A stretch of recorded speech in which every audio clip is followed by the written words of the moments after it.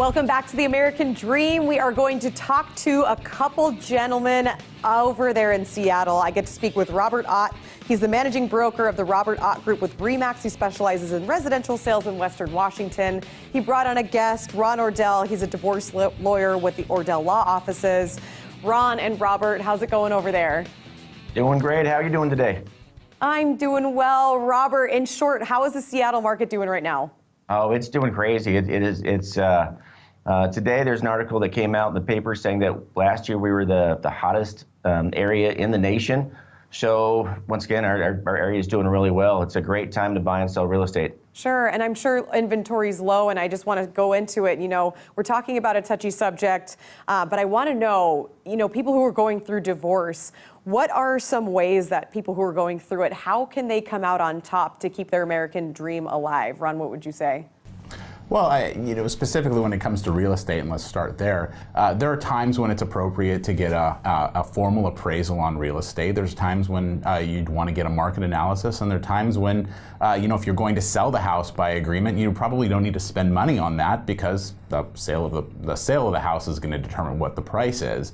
And so, up front, it's best to decide whether you plan on trying to keep real estate or you plan to try and sell it so that you can tell the person you're working with and devise a strategy in your divorce process to achieve that goal. Sometimes it's unfortunate you just can't hang on to the house, but a lot of times there are creative ways that your attorney can develop to make sure that one of you ends up with the house, and if there's kids involved, that's probably a win because they get to stay in the same schools, they get to stay in a familiar environment. Sure, and you mentioned the appraisal. When do you think it would make sense to pay for that appraisal and a market evaluation?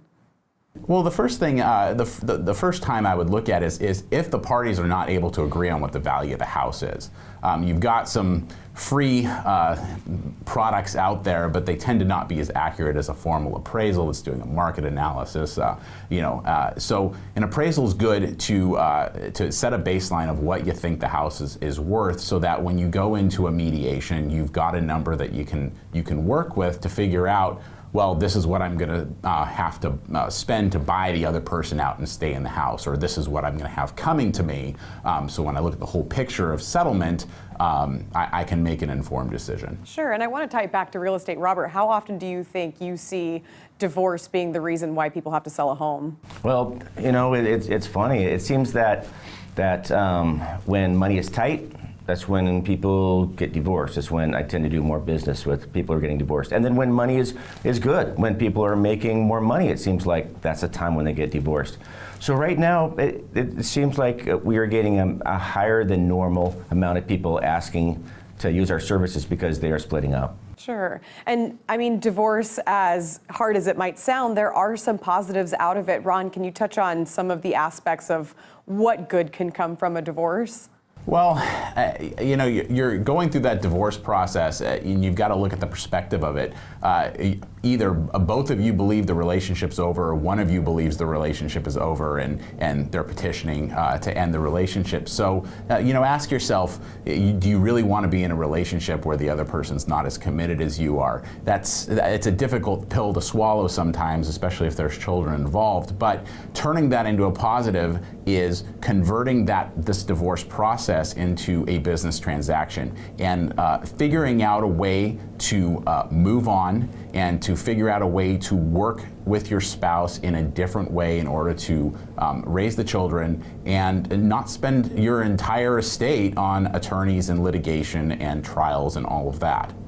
So those are some things, and they're very difficult things. Divorce process is as hard as working on your marriage sometimes.